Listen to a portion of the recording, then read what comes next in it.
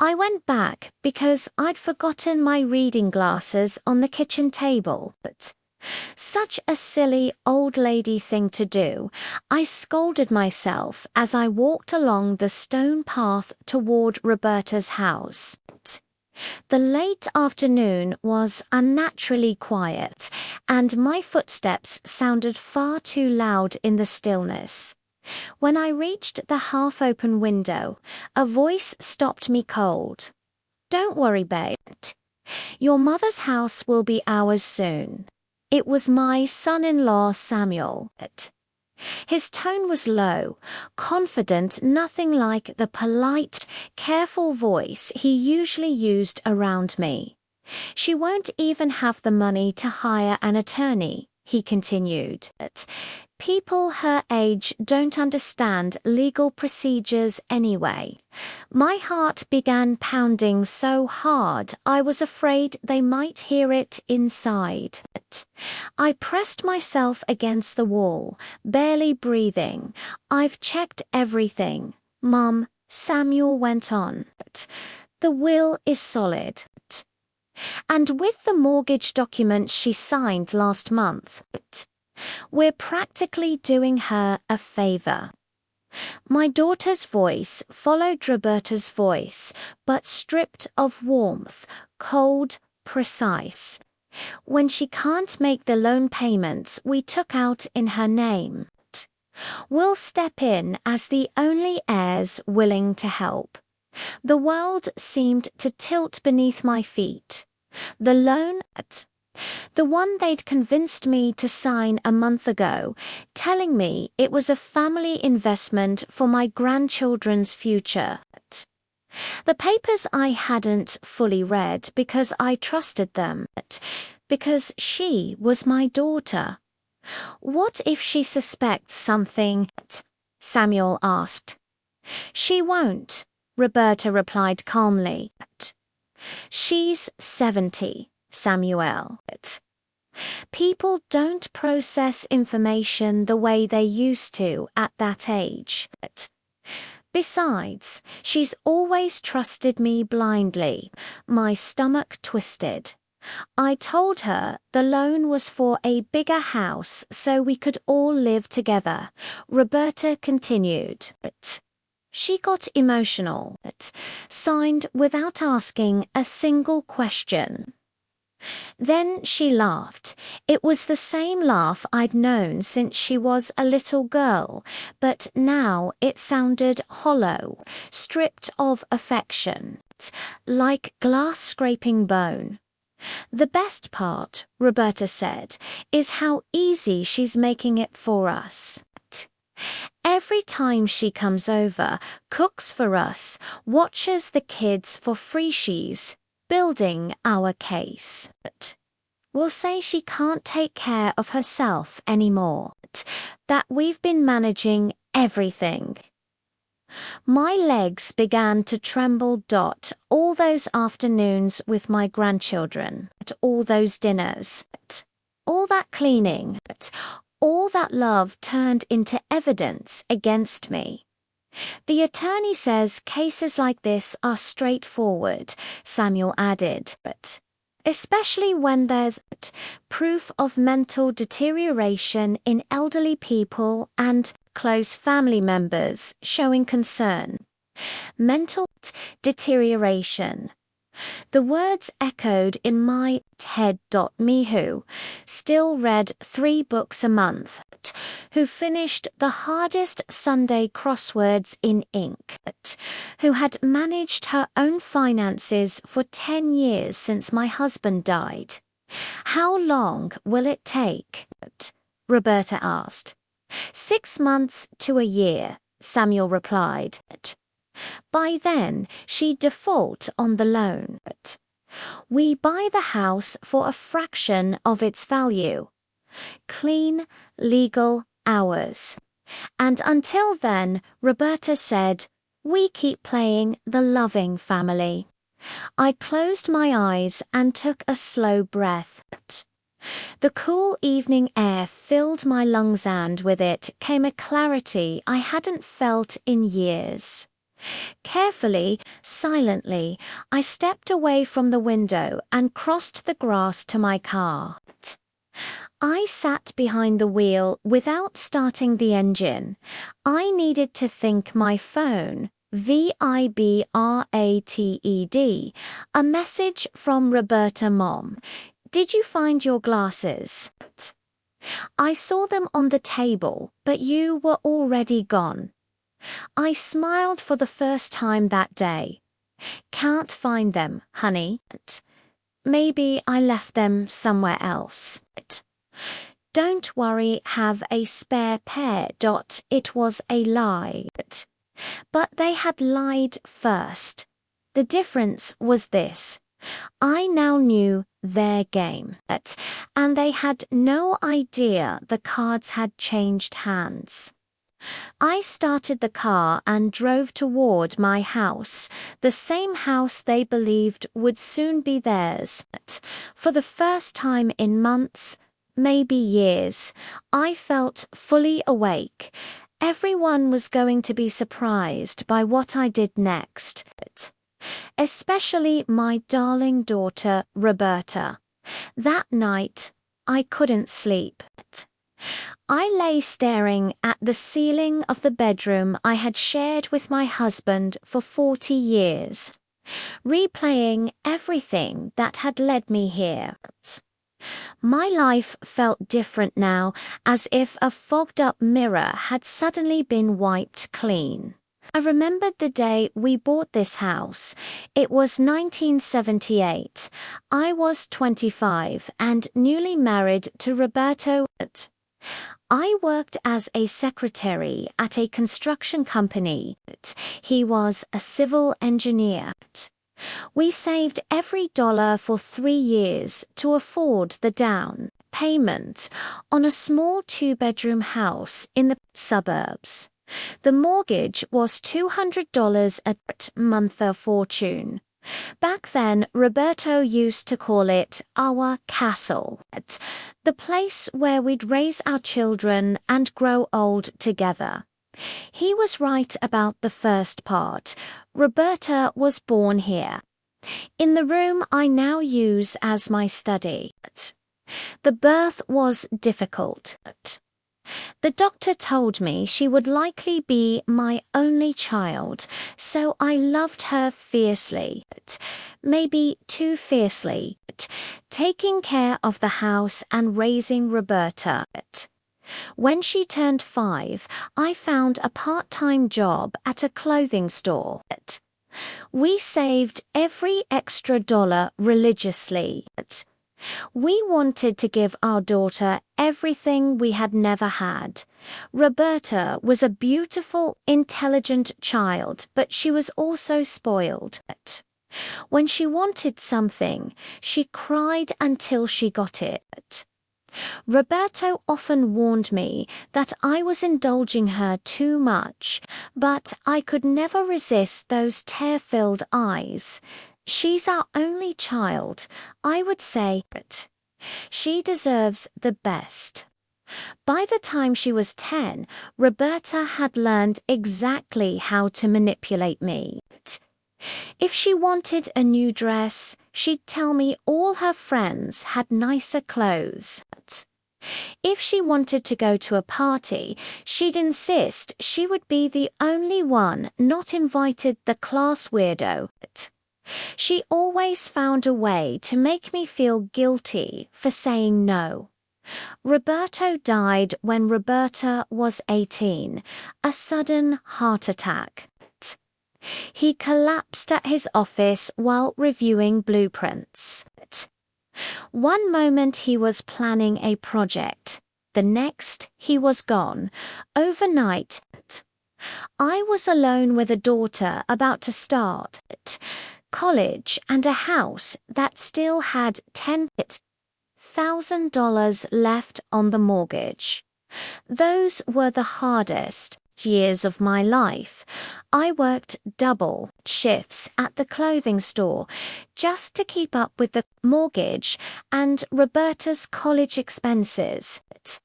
She studied business administration at a private university, $5,000 per semester. I worked 7 days a week to pay for her tuition. Books, clothes, car, mum. When I graduate, I'll get a great job and pay you back for everything, she would say whenever I complained about being exhausted.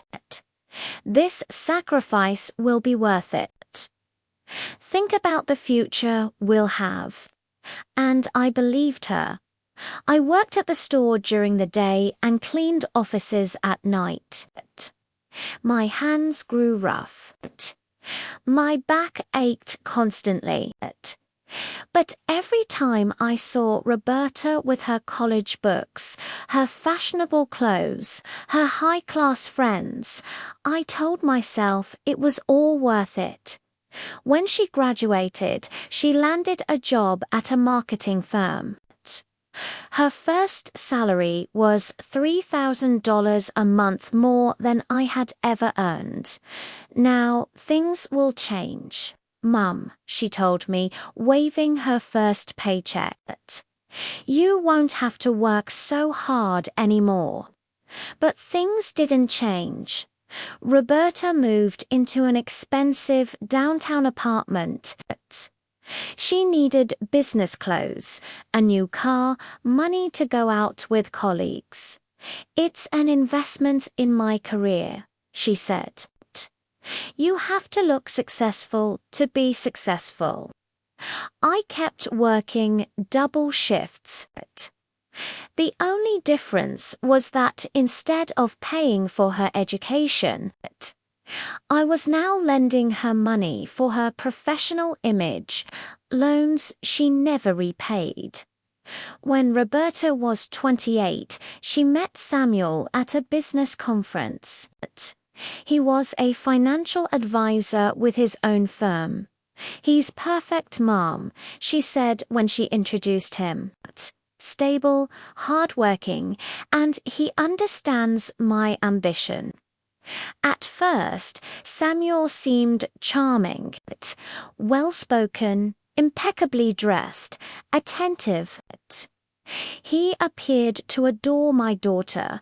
When they married 3 years later, I paid for half the wedding, $25,000 taken from my life savings.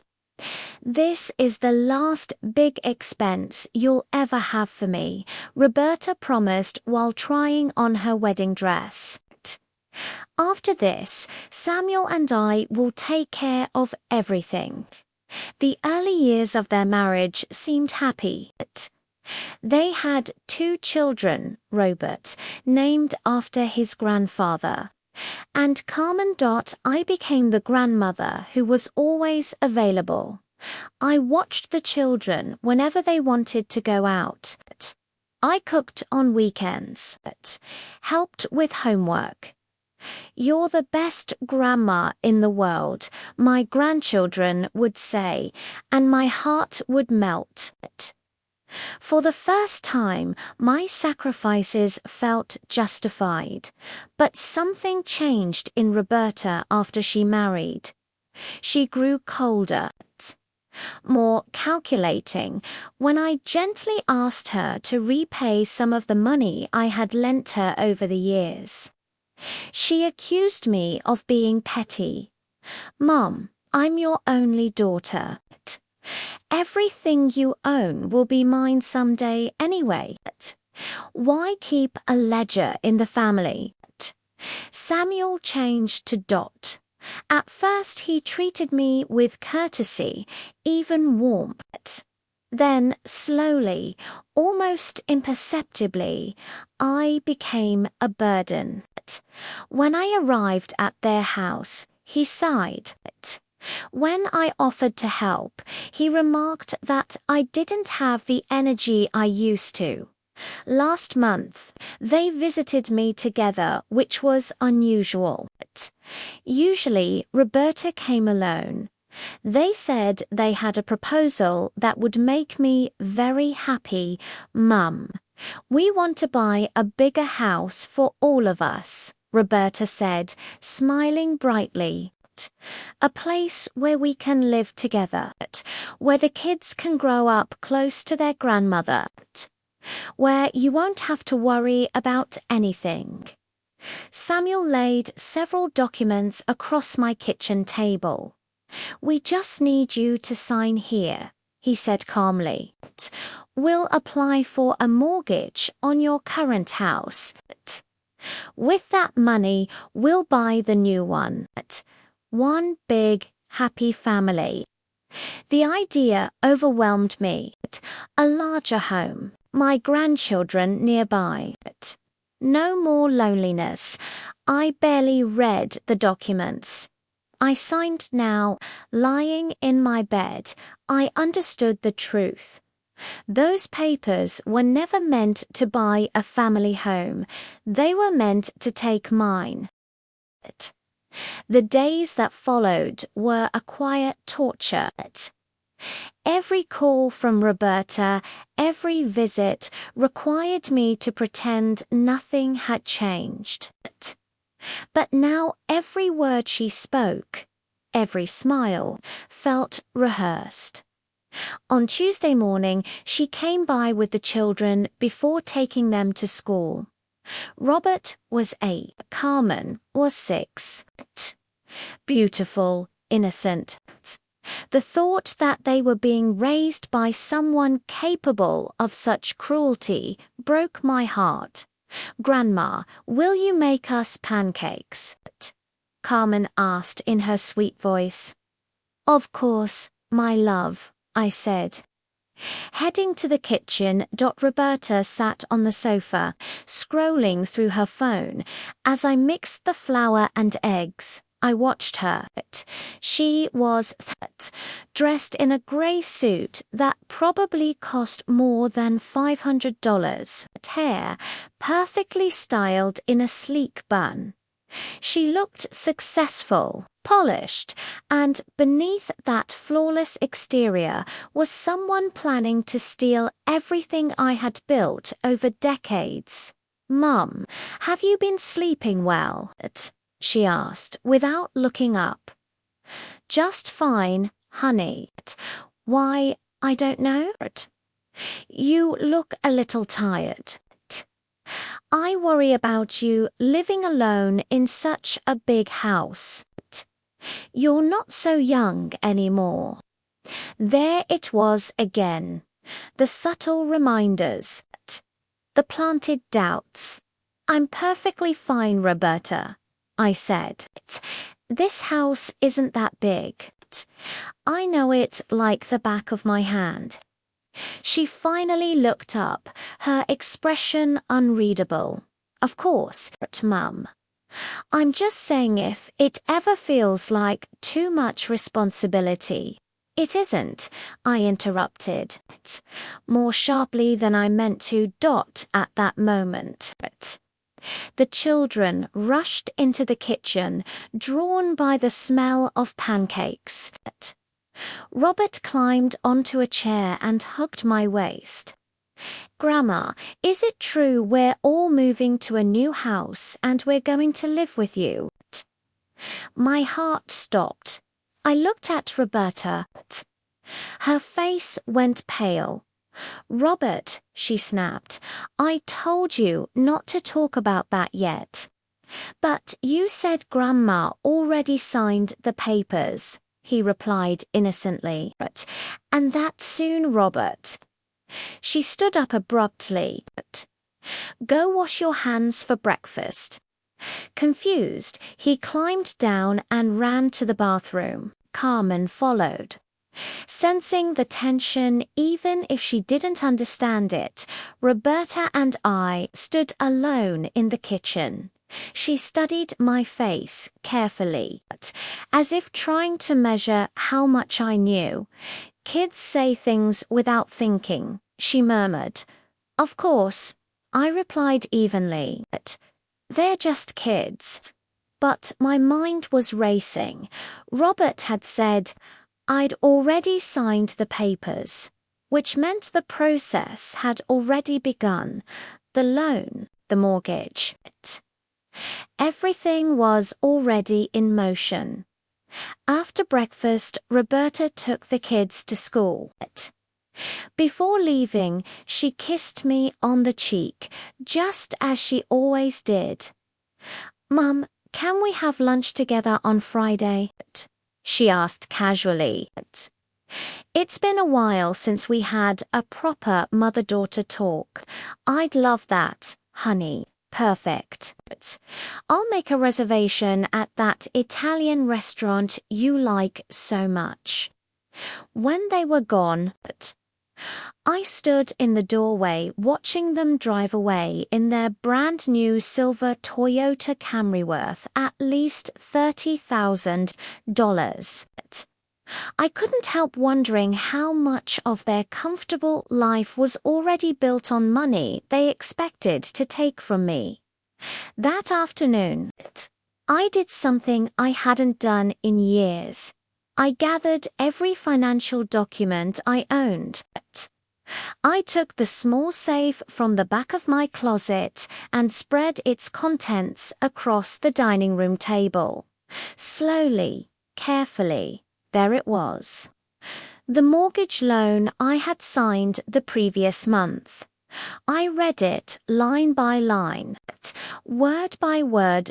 My house, valued at $250,000, had been mortgaged for $180,000. The monthly payment was $1,500. My pension, $800. My savings, $15,000. I didn't need a calculator. I could afford, at most, 10 payments. Exactly what Samuel had planned. In less than a year, I would be bankrupt.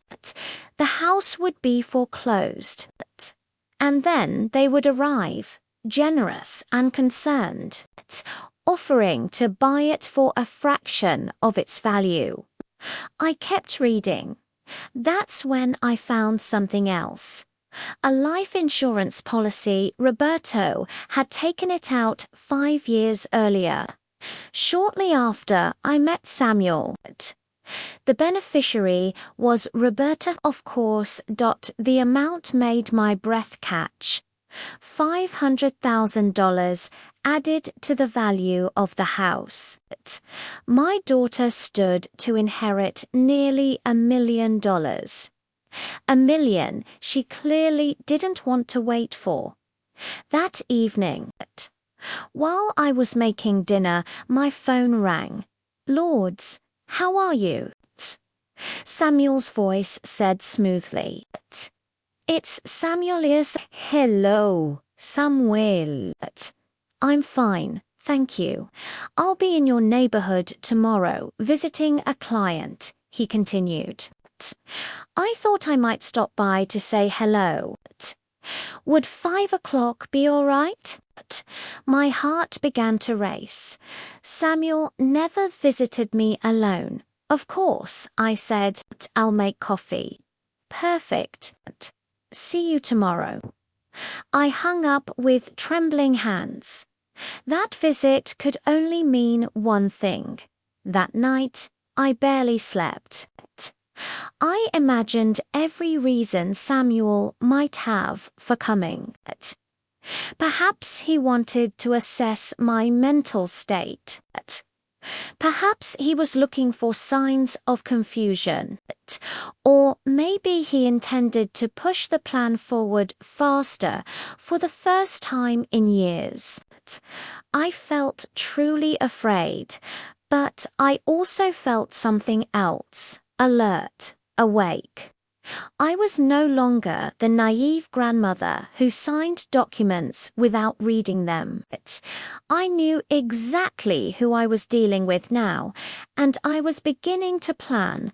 Samuel arrived precisely at 5, dressed in an elegant suit, carrying a black leather briefcase that radiated importance. "Lords, it's so nice to see you," he said with a smile I now recognized as fake. "You look wonderful, as always." I served him coffee in the living room, the same room where Roberto and I had spent countless evenings, where Roberta had taken her first steps, where decades of birthdays and Christmases had been celebrated. To what do I owe the honor of your visit, Samuel? I asked calmly. He took a sip of coffee and opened his briefcase. Well, Lords, I'm a bit concerned about your financial situation. Roberta mentioned you've seemed a little confused lately with numbers. Since I work in finance, I thought I could help. Confused, I repeated. I'm not sure what you mean. Oh, nothing serious, he said quickly. Just small things, like when you signed the loan documents last month and asked several times what the total amount was. It was a lie. I had asked once, but I understood immediately what he was doing planting evidence. I'm also concerned about you living alone in such a big house, he continued. A fall, leaving the stove on. At your age, these things can be dangerous. My age, 70, suddenly sounded ancient in his mouth. I appreciate your concern, I said evenly, but I'm perfectly capable of managing my home and my affairs. He spread several documents across the coffee table. I just want to be sure you fully understand the loan. Payments start next month. $1,500, yes, I'm aware. And how do you plan to make those payments? With an $800 pension. I have savings, I interrupted. True, he said calmly, but 15,000 won't last long. 10 months, perhaps, if there are no unexpected expenses. The precision of his numbers confirmed my suspicion. He knew far more about my finances than he should have. What do you suggest? I asked, though I already knew the answer. Samuel leaned forward. We believe the best solution would be for you to sell this house. It's too large for you alone. The maintenance alone sell my house. Of course, we wouldn't abandon you, he said smoothly. You could move in with us. The kids adore you. We'd take care of everything. There it was, the trap perfectly formed. That's very generous, I said quietly. But this house has sentimental value. I understand, he replied. But sometimes practical decisions are necessary, especially at our age. Our age. How much would you offer for the house? I asked. He smiled, convinced he had one. Considering the mortgage, we could offer $200,000. You'd receive $20,000 outright in peace of mind. $200,000 for a house worth $250,000, and only $20,000 for me. I need time to think, I said. Of course, he replied. Just remember the payments start soon. After he left, I sat surrounded by the documents he had left behind, timelines, projections, charts, showing exactly when I would be ruined.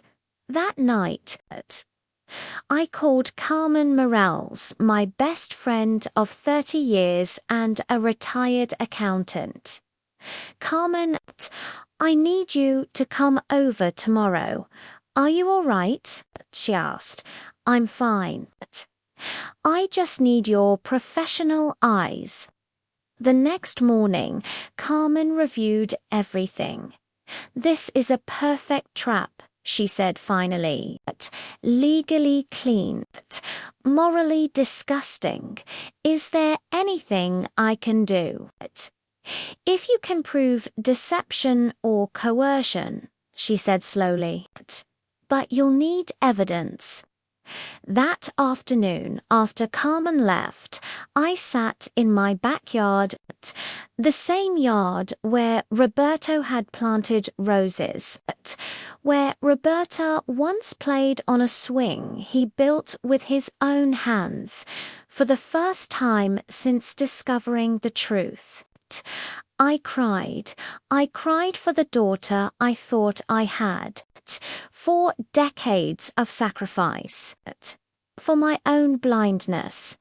And when the tears stopped, something else took their place. A cold, steady determination. I was not going to be the victim of my own child. I was not going to be the defenseless victim they expected. If they wanted a fight, they would have won. The next day, I began my own investigation. If Roberta and Samuel had been planning this for months, then I needed a plan as well.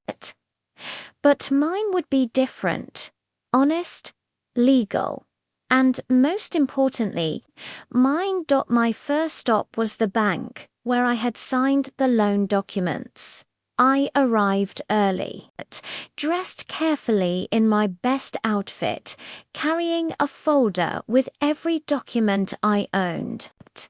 I asked to speak with the branch manager who had handled my application.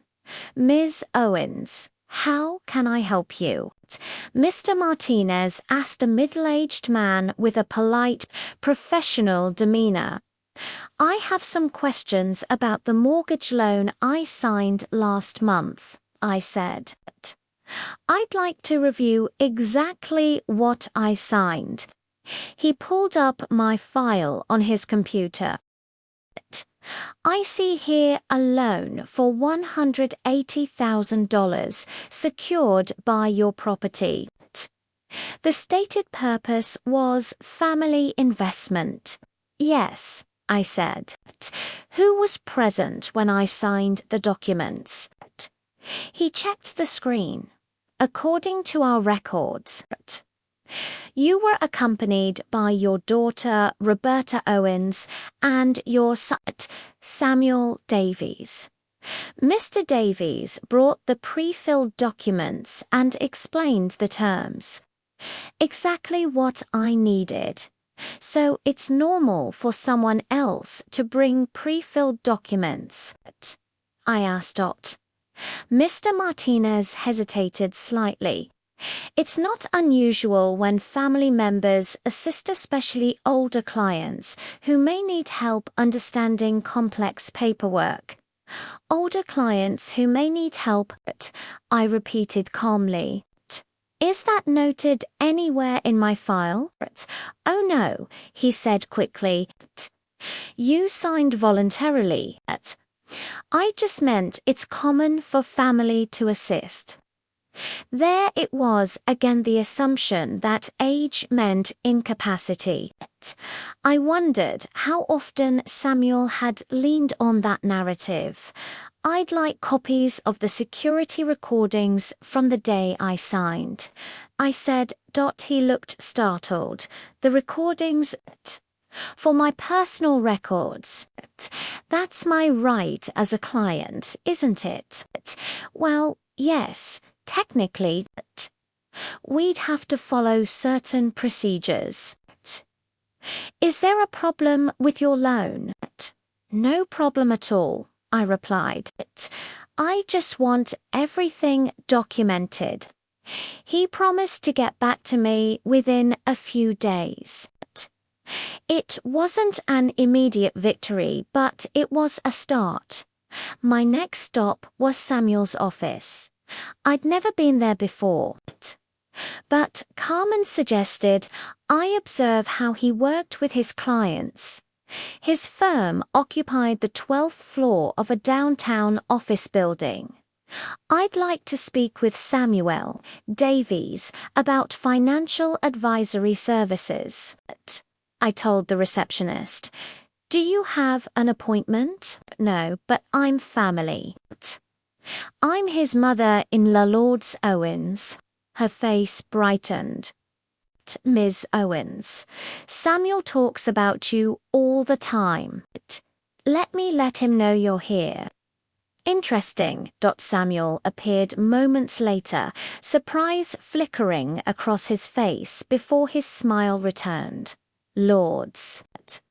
What a surprise. Everything all right. Perfect, I said. I was nearby and wanted to see where you worked. He ushered me into his office. Mahogany desk, leather chairs, diplomas on the wall, family photos in the corner, Roberta, the children, and one of all of us last Christmas. Very elegant, I said, settling into a chair. You have to project success, he replied. Clients expect it. Do many of your clients happen to be older people like me? He shifted slightly. I have clients of all ages. I imagine older people often need more help, I continued lightly, especially those with valuable property and fixed incomes. Like my situation, exactly like your situation, he agreed. I let the silence stretch. One of the open files on his desk had my name on it. Samuel, I said gently. Do you truly believe selling my house is the best option? He leaned forward, concern carefully arranged on his face. I know it's hard, but sentiment aside, practicality matters, and if I don't want to sell, that's your choice, he said. But the payments start soon, and if I can't make them, he paused. In that case, the bank could foreclose, and then, well, he said smoothly, before it came to that, we could step in and buy the house directly. Save you from the legal complications. There it was, the entire plan spoken aloud. You're very considerate, I said. I only want what's best for you, he replied. When I left his office, I had what I needed. Now I had to document it. That afternoon, I bought something I never imagined I'd need, a small digital recorder that fit easily into my purse. I also purchased a new phone with a call recording feature. If they were going to use documentation against me, I would do the same. That night, I practiced until using both devices felt natural. Then I called Roberta. Can we move up our lunch? I asked. I've been thinking about selling the house. Of course, Mom, she said eagerly. Tomorrow. Perfect. The Italian restaurant. I'm sure we'll find the best solution. I checked the recorder one last time.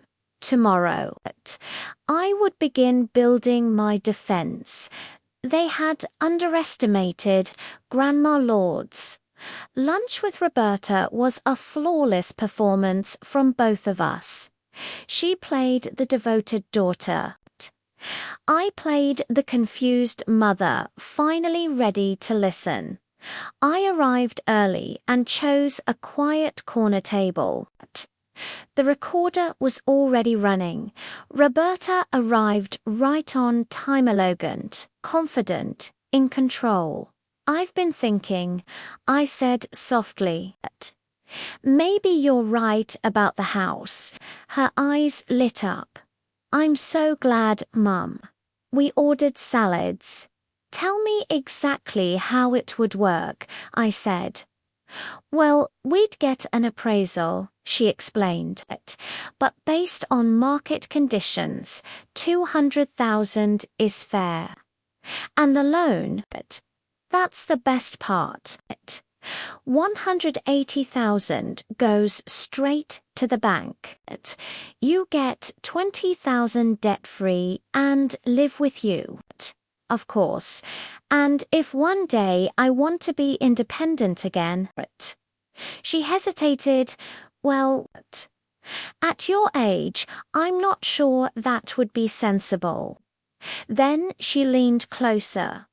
There's one more thing, Samuel, and I think it would be wise for you to sign a power of attorney. A power of attorney. The final piece. That's an interesting idea, I said calmly. Inside. Every piece of the puzzle had clicked into place. What kind of power of attorney? I asked. Samuel knows an attorney who can prepare everything, Roberta said smoothly. It would be a broad power, but with limitations, of course. Just to protect you. Protect me from what? Roberta fell silent for a moment, as if she had realized she'd gone a step too far. From con artist's mum, she finally said, there are so many people who take advantage of older people if we have power of attorney. No one else could manipulate you into signing things you don't understand. The irony was perfect. They wanted to protect me from con artists by officially becoming my con artists. When could we do that? I asked. The power of attorney. Next week, if you want it. Samuel can coordinate everything with the attorney and the house sale. We could also start the paperwork next week. Of course we could.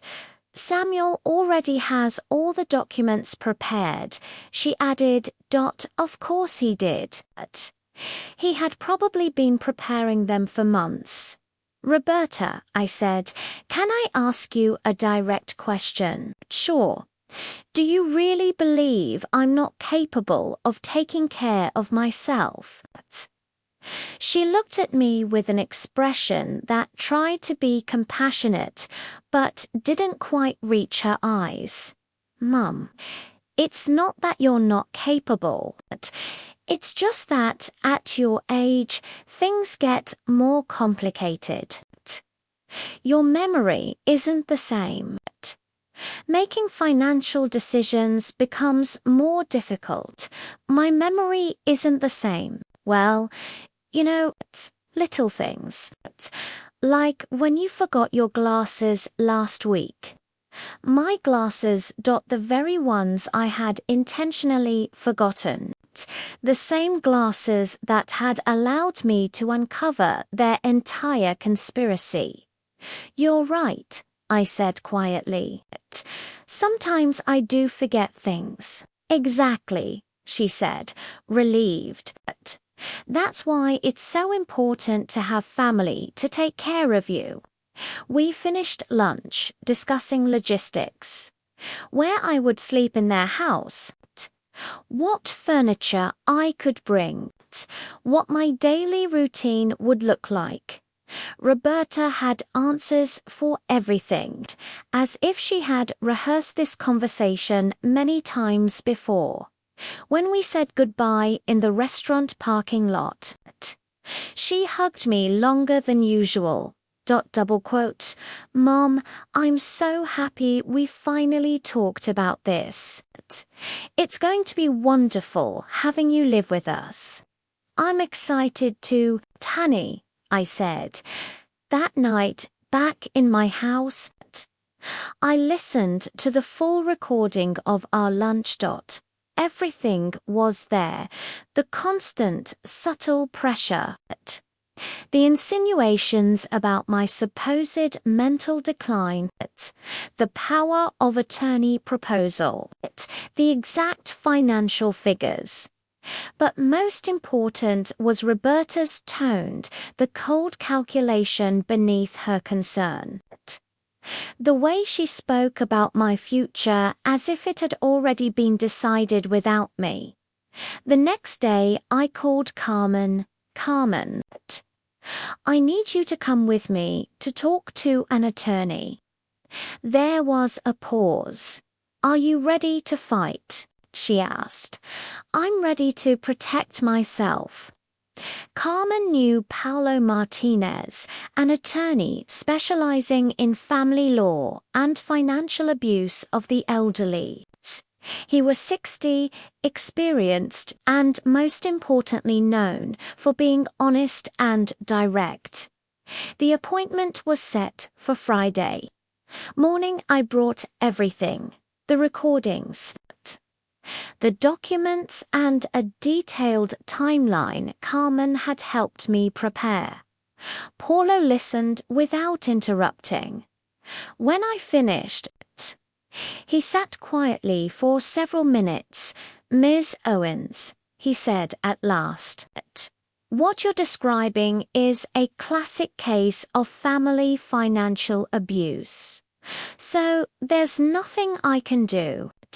I asked. I didn't say that.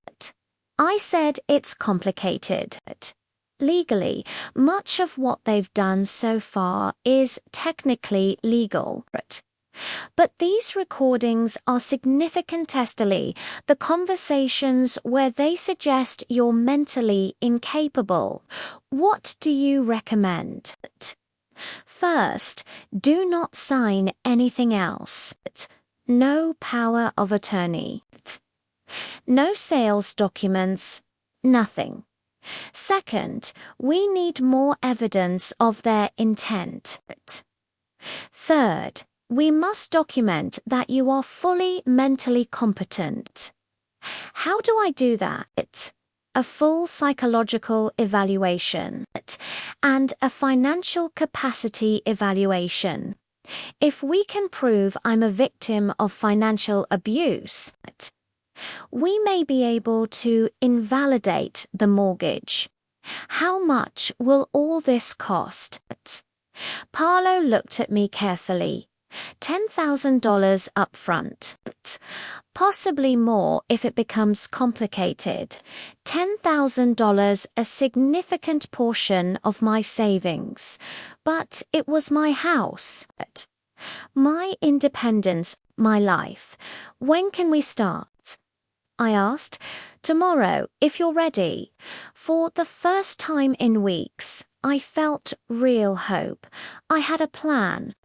I had evidence. And I had an attorney willing to fight. Roberta and Samuel believed they had everything under control. They were about to discover how badly they had underestimated me, invalidate the loan. With this and the results of your psychological evaluation, I believe we have a very strong case. That afternoon, Roman Morales called with preliminary findings from his investigation. Ms. Owens, I found something troubling. Your son-in-law has debts totaling over $100,000 credit cards, personal loans, late payments related to his business. 100,000, I repeated. And there's more, he continued. 2 years ago, he was involved in a very similar situation with another client, an 80-year-old widow. She lost her house under almost identical circumstances. My blood ran cold. I wasn't Samuel's first victim. There had been another woman, another family destroyed by his greed. Can you get more information on that case? I asked. I'm already working on it. The woman passed away last year, but her sister is still alive and very willing to talk. For the first time since discovering the betrayal, I felt something beyond personal pain. I felt responsibility. If I didn't stop Samuel and Roberta now, there would be more victims, more elderly people stripped of everything they had built over a lifetime. It was time to go on the offensive. On Thursday morning, I woke with a clarity I hadn't felt in months. Today, everything would change. Polo had scheduled a 10 a.m. meeting at his office to present the evidence to the district attorney. Roman's investigation had uncovered devastating information, and I had recordings that laid bare the entire scheme before leaving the house. I made one last call. Roberta. "Good morning, honey," I said calmly. "I'm calling because I've made my final decision." Her voice brightened immediately. "Mum, that's wonderful. Have you decided to go ahead with the sale and the move?" "Samuel and I are finalizing the documents. Your room is almost ready. The kids even picked new curtains, so you'll feel at home. I've decided I'm not selling the house," I said. "I'm not signing a power of attorney, and I'm not moving in with you." The silence on the other end stretched so long I wondered if the call had dropped. "Mum, I don't understand," she finally said. "We had an agreement. You know this is the best solution. You can't afford the loan payments. Without our help, you're going to lose the house." "I remember the numbers perfectly, Roberta," I said. "I also remember other things." "What do you mean?" "I've consulted independent professionals about my legal and financial situation. It turns out I have more options than the ones you presented." When she spoke again, the warmth was gone. "Independent professionals?" she asked sharply. "Mom, I hope they haven't filled your head with confusing ideas. There are people who prey on old people by promising magical solutions." "It's funny you say that," I replied, "because that's exactly what I discovered, that there are people who prey on old people, sometimes people they trust, sometimes family." "Mum, you're worrying me," she said. "You sound aggressive. Are you feeling well? Maybe we should take you to a doctor." "I already have," I said. "I've undergone full medical and psychological evaluations. My mental capacity is completely intact above average, according to the specialists." There was a sharp intake of breath. "Evaluations? Who told you to do that?" "No one told me. I chose to." A pause. "I think someone is manipulating you," she said, "turning you against your own family." "No," I said quietly. "I simply opened my eyes. Like the day I went back to your house to get my glasses." The silence that followed was heavier, charged. "What conversation are you talking about?" she asked carefully. "The one where you and Samuel discussed how my house would soon be yours, how I wouldn't have money for an attorney, how you planned to make me seem mentally incompetent to speed things up." "That's not true," she said quickly. "You're confusing things. Mixing real conversations with misunderstandings. I have recordings. Roberta, what? Her voice cracked. You recorded us. Yes, that's disturbing, she said. That's not something a person in their right mind does. It's exactly what someone does when they realize their own family is trying to con them. We're your family, she snapped. Everything we've done was for your good. What I need, I said, is legal protection. That's why I've hired an attorney specializing in financial abuse of the elderly. An attorney. This has gone too far, she said. You're being poisoned against us.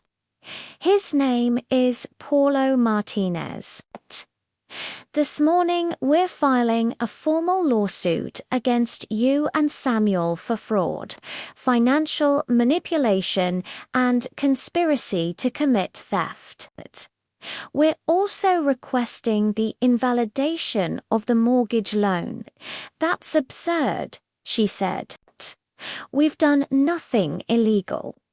Deceiving me about the purpose of the loan is illegal. Planning to declare me mentally incompetent is illegal. Calculating financial gain from my death is illegal. What are you talking about? She whispered. The $500,000 life insurance policy, the house value, the loan balance. You calculated everything. She was silent. The policy is normal, she finally said weakly. A policy I didn't remember signing, I replied.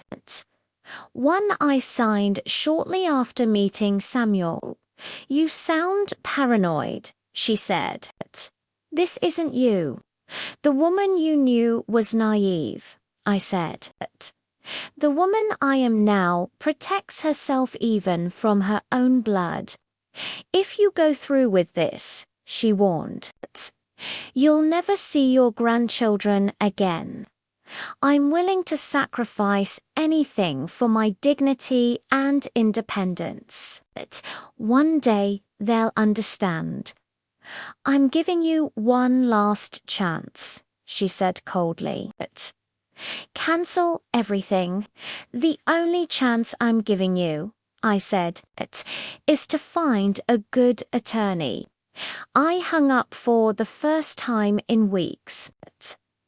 I felt free. 30 minutes later, my phone rang again. Samuel. Lords, he said smoothly.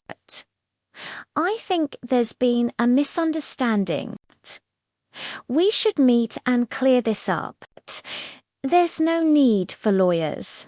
There's nothing to clear up, I replied. Lords, he said, lowering his voice. I understand you may feel confused or overwhelmed by all the financial information, and in that moment, I knew they had lost. Topics can be complicated, and it's natural for doubts to arise. I'm not confused, Samuel, I said calmly. I am completely lucid, completely informed, and fully aware of what you have been planning. What exactly do you think we've been planning, Lord Spirit? He replied smoothly. All we've done is try to help you solve a financial problem you created, I answered, by convincing me to sign a loan that was impossible to repay. That loan was your decision. We simply facilitated the process. A process you controlled from start to finish, I said. From the documents to the bank, where they were signed. Lords, I think someone has given you incorrect information. Maybe we should sit down with a neutral mediator. The only mediator I need is a judge. There was a pause. A judge. Samuel said carefully, "This doesn't have to go that far. Think about the children. Think about Roberta. A lawsuit will traumatize the whole family. You should have thought about that before you planned to steal my house. No one is stealing anything," he insisted. "We offered you a fair solution, a solution designed to benefit you," I said, "and leave me with nothing. If you go through with this," he warned, "you'll lose more than money. You'll lose your family." "I lost my family the day they decided to betray me," I replied. "What I'm getting back now is my dignity." That was the last conversation I ever had with Samuel as my son-in-law. 2 hours later, I saw him again, this time in front of a prosecutor, with all the cards finally on the table. Asterisk, asterisk, 6 months later. I'm sitting in my backyard, drinking coffee and reading the morning paper. It's a quiet spring morning, and for the first time in a long while, I feel genuine peace. The legal process ended 3 weeks ago. The outcome exceeded even my attorney's most optimistic expectations. The lawsuit was devastating for Samuel and Roberta. The recordings I had gathered during weeks of silent investigation proved irrefutable clear evidence of fraud and conspiracy. What truly sealed their fate, however, was what the private investigation uncovered. Elena Vargas was not their only victim. Over 5 years, Samuel had carried out similar schemes with at least 4 elderly people, always using the same pattern: impossible loans, manufactured urgency, and predatory rescues. The district attorney prosecuted the case as an organized criminal operation. Samuel was arrested at his office on a Tuesday morning, in front of his clients and employees. The charges included financial fraud, elder abuse, criminal conspiracy, and illegal financial practices. Roberta was arrested the same day at her home, charged as an active accomplice. During the trial, the full extent of their manipulation was revealed. Samuel had studied psychology and used that knowledge to exploit emotional vulnerabilities. He created detailed profiles of elderly individuals with valuable properties and limited incomes. I had been chosen deliberately. The most painful moments came from the testimonies of the other victims. Elena Vargas lost not only her house, but her savings, her independence, and ultimately her life. She died in a nursing home, blaming herself for trusting the wrong people. Hearing her sister's testimony broke something in me, and rebuilt something stronger in its place. Roberta's role was the hardest to accept. Evidence showed she had been the one to research my habits, my finances, my emotional weak points. One email read aloud in court said, "My mother is perfect, trusting, sentimental, and obedient. It'll be like taking candy from a baby." That sentence ended any illusion I had left. The sentences were severand just. Samuel received 15 years in prison. Roberta received 8. Both were ordered to pay restitution and permanently lost their assets. The mortgage loan was invalidated. The bank was fined for negligence. The life insurance policy, taken out without my informed consent, was cancelled and added to the list of criminal charges. My house is still mine. I renovated it, painted the walls, planted new flowers. I needed to reclaim the space where manipulation once lived. I see my friend Carmen twice a week. I volunteer with an organization that educates older people about financial abuse. I speak publicly, sharing my story so others can recognize the warning signs before it's too late. The grandchildren live with relatives. I've set up an education fund for them. I haven't seen them since the arrests, and that loss still hurts, but love sometimes means waiting. This morning, I read a small article in the paper. Samuel Davies denied parole. The judge ruled he remains a danger to the community. I fold the newspaper and finish my coffee. I feel sadness for the daughter I lost not, the woman who betrayed me. But the child I thought I had raised. That grief will always be part of me. But stronger than grief is something else, pride. Pride in defending myself. Pride in choosing dignity over fear. Pride in turning betrayal into protection for myself and for others today. I am alone in this house, but for the first time in my life, I am alone by choice, and that changes everything.